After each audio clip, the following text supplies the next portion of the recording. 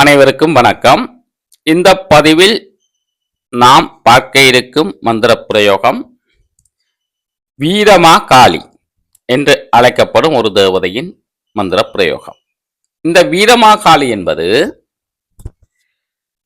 வீரபத்திரனின் பத்தினி, வீரபத்திரனின் மனைவியாக இருப்பவர். நீங்கள் குழப்பிக் கொள்ளக்கூடாது. காளி வைரவனின் மனைவி, வீரமாகாளி வீரபத்திரனின் மனைவி.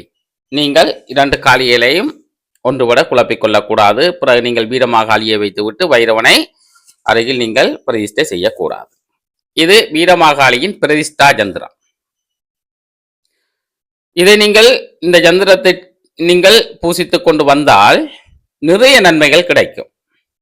உங்களுக்கு தெரிந்திருக்கும், தக்கனை வதம் செய்வதற்காக வீரபத்திரன் உருவெடுத்த போது பலத்த யுத்தம் நடந்தது. தக்கன், விஷ்ணு இருவரும் சேர்ந்து வீரபத்திரனோடு எதிர்த்து நின்ற நேரத்தில் வீரமாகாளி சிவனால் உருவாக்கப்பட்டு அனுப்பப்படுகிறார். அந்த இடத்தில் வீரமாகாளி வந்து வீரபத்திரனோடு சேர்ந்த சமயத்தில்தான் தக்கனாலும் விஷ்ணுவாலும் அவர்களை எதிர்கொள்ள முடியாமல் போனது. இவர்கள் இருவருமே அதர்மம் பிடித்தவர்களை அழிப்பதற்காக படைக்கப்பட்டவர்கள். ஆதலால் எக்காரணத்தை கொண்டும் நீங்கள் வழி தவறி சற்று ஏதும் நீங்கள் உங்களை அறியாமல் கூட தர்மம் பிசைவிட வேண்டாம். இவர்களை வணங்கும் பொழுது அல்லது இவர்களின் மாந்திரிக பிரயோகங்களை கொண்டு அதர்மவாதிகளுக்கு செய்கிறேன் என்று கூறி தர்மத்தோடு நடப்பவர்களுக்கு பிரயோகித்து விட வேண்டாம். அது உங்களுக்கே அழிவை ஏற்படுத்திவிடும். இருவரின் குணமும் அதுதான். நீங்கள் அதர்மவாதிகளை அழிப்பதற்காக இவர்களை பயன்படுத்தலாம். இது வீரமாகாளியை அழைத்து உங்களுக்கு ஒரு உபாசனா தெய்வமாக வைத்துக் கொள்ளக்கூடிய யந்திர பிரயோகம். இதில் பல பிரயோகங்கள் இருக்கின்றன. அடுத்தடுத்த வரும் வீடியோக்களில் நான் இடுவேன். நான் உங்களுக்கு சொல்வது என்னவென்றால், வீரமாகாளியையும் உதிரக்காளியையும் நீங்கள் ஒன்றுபடுத்தி பார்க்க வேண்டாம். வீரமாகாளி வீரபத்திரனின் பத்தினி. இதை நினைவில் கொள்ளுங்கள். இனி நாங்கள் மந்திர பிரயோகத்திற்கு போவோம். இது வீரமாகாளியின் தியானம். ஒவ்வொரு தேவதைகளுக்கும் தியானம் மிக முக்கியம். அதாவது உபாசனா தேவதைகளுக்கு தியானம் மிக முக்கியம். அதன்படி வீரமாகாளிக்கு தியானம் மரகத இரத்தின வண்ணம், சிவந்த பட்டு உடுத்தியவள், அன்னவாகனம் உடையவள், சத்துருக்களை சங்காரம் செய்யும் முகம், அடியவர்களுக்கு அனுகிரகம் பண்ணுகிறவள், வீரபத்திரனின் இடப்புறத்தில் அகலாது இருக்கிறவள் ஆகிய வீரமாகாளியை தியானிக்கின்றேன். இவ்வாறு நீங்கள் தியானம் செய்து கொள்ள வேண்டும். தியானத்தை நன்றாக மனனம் செய்து கொள்ள வேண்டும். இதிலேயே உங்களுக்கு தெரியும், காளிக்கு நாய் வாகனம், வீரமாகாளிக்கு அன்னவாகனம். இந்த வீரமாகாளி என்பவள் வீரபத்திரனின் இடதுபுறத்தில் அகலாது இருப்பவள். இந்த தியானத்திலேயே உங்களுக்கு தெரிந்திருக்கும். நீங்கள் தியானம் செய்யும் பொழுது வீரபத்திரனும் உங்கள் நினைவில் வர வேண்டும். நீங்கள் அவ்வாறு அன்னம் எல்லாம் உங்களுக்கு வர வேண்டும். அன்னம் அவருக்கு அருகில் இருப்பது போல, அவருக்கு பின்னால் அருகில் இருப்பது போல நீங்கள் முழுமையாக மரகத இரத்தின வண்ணம் என்று பச்சை வர்ணமாக இருப்பார். கடும் பச்சை வர்ணத்தில் இருப்பவள். இதையெல்லாம் முழுமையாக உங்கள் நெத்தி போட்டில் கொண்டு வந்து நினைவுபடுத்திக் கொள்ளணும். வீரமாகாளியை நினைத்தவுடன் அவர் உருவம் உங்களுக்கு நெத்திப்போட்டில் வந்து விட வேண்டும். கண்ணை மூடி தியானிக்கும் பொழுது வந்து விட வேண்டும். இதை நல்லாக நினைவு கொள்ளுங்கள். நன்றாக பாடமாக்கி மனனம் செய்து அதன் பிறகு மூலமந்திரத்திற்கு நீங்கள் போகலாம். இது வீரமாகாளியின் அழைப்பு மந்திரம். அழைப்பு மந்திரம் என்றால் அவரை நீங்கள் இருக்கும் இடத்திற்கு, நீங்கள் பூசை செய்யும் இடத்திற்கு வர வைப்பது. ஞாபகம் வைத்துக் கொள்ளுங்கள். அழைப்பு மந்திரம்: ஓம் ஸ்ரீயும் வீரமாகாளியே, ஆதி பரமசிவன் ஆணை வாவா, இஸ்தகாமிய சித்தியார்த்த தேவி வாவா ஸ்வாகா. இதை நீங்கள் மூலமந்திரம் சொல்வதற்கு முன்னர் 108 உரு கொடுத்து கொள்ள வேண்டும். கொடுத்ததற்கு பிறகு நீங்கள் ஆவாகான மந்திரம் என்று கூட நீங்கள் இதை வைத்துக் கொள்ளலாம். கையில் ஆவாகான முறைப்படி நீங்கள் சிவத்த பூ எடுத்து அச்சதையும் எடுத்து சொல்லி யந்திரத்திற்கு போட வேண்டி இருக்கு. 108 உரு கொடுத்ததுக்கு பிறகு போடலாம். அவ்வாறு நீங்கள் இதை பயன்படுத்தலாம். இந்த முறை வீரமாகாளியை நீங்கள் யந்திரத்தில் பிரதிஷ்டை செய்வதென்றால் இதை முதலில் நீங்கள் உச்சரிக்க வேண்டும் 108 தடவை. அடுத்ததாக நாங்கள் மூலமந்திரத்தை பார்ப்போம். இதுதான் வீரமாகாளியின் மூலமந்திரம். ஓம் ரீங்க அம் ஆம் சிவசிவ அந்தி வீரமாகாளியே ரீயும் க்ளீயும் சிவாய நம ஸ்வாகா. இந்த மந்திரத்தை நீங்கள் நன்றாக சித்தி செய்து கொள்ள வேண்டும். 44 நாட்கள் இதற்கு நீங்கள் செய்தால் வீரமாகாளி உங்களுக்கு அருள் புரிவார். நீங்கள் 1,00,000 உரு 44 நாட்களுக்குள் கொடுக்க வேண்டும். அதுபோல பூசை தொடக்கத்தில் நீங்கள் 108 உரு அழைப்பு மந்திரம் சொல்லி அதன் பிறகு நைவேத்தியம் எல்லாம் கொடுத்ததற்கு பிறகு மூலமந்திரம் உச்சரிக்க வேண்டும். வெள்ளிக்கிழமை இப்பிரயோகத்தை நீங்கள் ஆரம்பிக்கலாம்.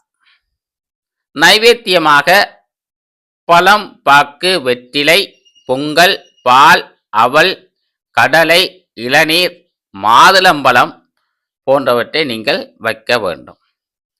நீங்கள் பூசை முடிவில் 44வது நாள் பூசை முடிவில் சாம்பல் பூசணிக்காய் ஒன்று பலியிட வேண்டும். சாம்பல் பூசணிக்காய் நீங்கள் பலியிடும் போது சொல்லும் மந்திரம் ஓம் ரீங்க சிவசிவ வீரமாகாளியே இந்த பலி. திரும்பவும் இருக்கா, நான் சொல்றேன். ஓம் ரீங்க சிவ சிவ வீரமாகாளியே இந்த பலி என்று சொல்லி நீங்கள் வெட்டி பலி கொடுக்க வேண்டும். உங்களுக்கு தெரிந்திருக்கும், பலி கொடுக்கும் போது வெட்டி பூசணிக்காய்க்கு குங்குமம் பூசி இரண்டிலும் பித்து எரிய வேண்டும். திசை தெற்கு திசை. இரவு நேரத்தில் நீங்கள் பூசை செய்ய வேண்டும். இதற்கு பூர்வாங்க பூசையை நீங்கள் செய்ய வேண்டும். அங்கன்யாசம் கரன்யாசம் எல்லாம் செய்ததுக்கு பிறகு வீரமாகாளியின் அங்கன்யாசம் கரன்யாசம் செய்து முடிந்தால் செய்யுங்கள்.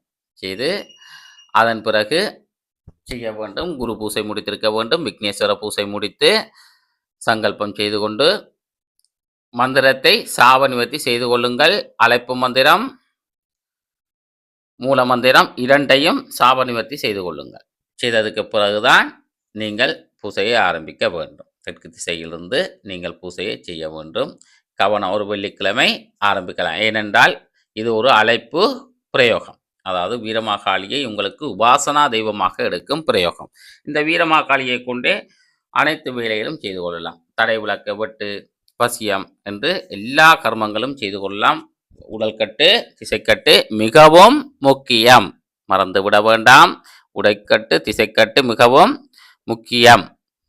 நீங்கள் சாம்பல் பூசணிக்காய் பலி கொடுக்கலாம். அதே நேரம் ஒரு பாணி நிற கோழி பலி கொடுக்க வேண்டும். பெட்டை கோழி பலி கொடுக்க வேண்டும் என்று சொல்வதற்கல்ல, பலி கொடுக்கலாம். நீங்கள் ஏவல் பிரயோகங்களுக்கு, சில தடைவட்டு பிரயோகங்களுக்கு நீங்கள் பூசணிக்காயும் வெட்டலாம், அல்லது பாணி நிற கோழியும் பலி கொடுக்கலாம். அதன் மந்திரங்கள் நிறைய இருக்கின்றன, பல பிரயோகங்கள் இருக்கின்றன. வீரமாகாளிக்கென்று தனி பிரயோகங்கள் நிறைய இருக்கின்றன. நான் இதை பிரத்யோகமாக நீங்கள் கற்க விரும்பினால், இவ்வீரமாகாளியை நீங்கள் பிரத்யோகமாக பூசை செய்ய விரும்பினால் என்னிடம் நேரடியாக நீங்கள் வாட்ஸ்அப் மூலம் தொடர்பு கொண்டு சேர்ந்ததுக்கு பிறகு, பதிவு செய்து சேர்ந்ததுக்கு பிறகு நான் உங்களுக்கு இதன் ரகசிய பிரயோகங்களை எல்லாம் உங்களுக்கு சொல்லித் தருவேன். கவனமாக செய்யுங்கள். உடல் கட்டு, திசை கட்டு முக்கியம். இதை குழப்புவதற்கு பல தேவதைகள் இருக்கும். ஏனென்றால் இது ஒரு அதிபயங்கர தேவதை. இத்தேவதை இருந்தாலே உங்களுக்கு செல்வம், வீரம் எல்லாமே உங்களுக்கு வந்து சேரும். எதிரிகள் தொல்லை எதுவுமே இருக்காது. அகங்காரம் பிடித்தவரை அடக்குவதற்கு மிகவும் பிரத்யோகமாக ஒரு தெய்வமாக வீரமாகாளி விளங்குகிறார். இனி நாங்கள் யந்திரத்தை பார்ப்போம். யந்திரம் இதுதான். அறுகோணம், அறுகோணத்தை சுற்றி வட்டம், அதன் பிறகு இதழ்கள்.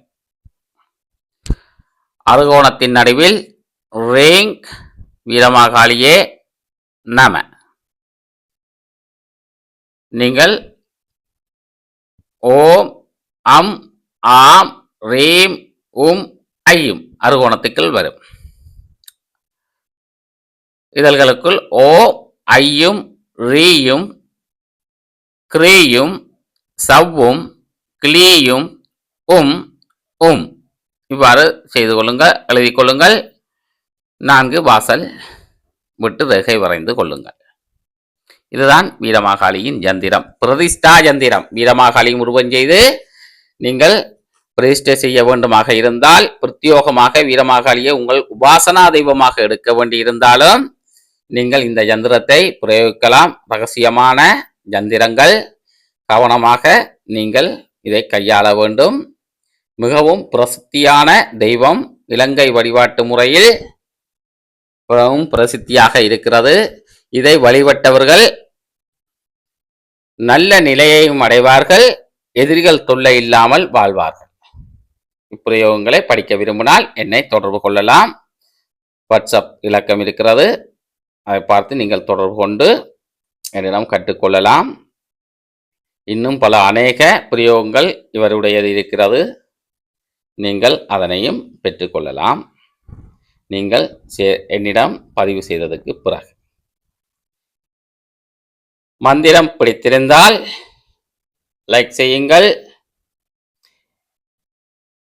சப்ஸ்கிரைப் செய்யுங்கள்.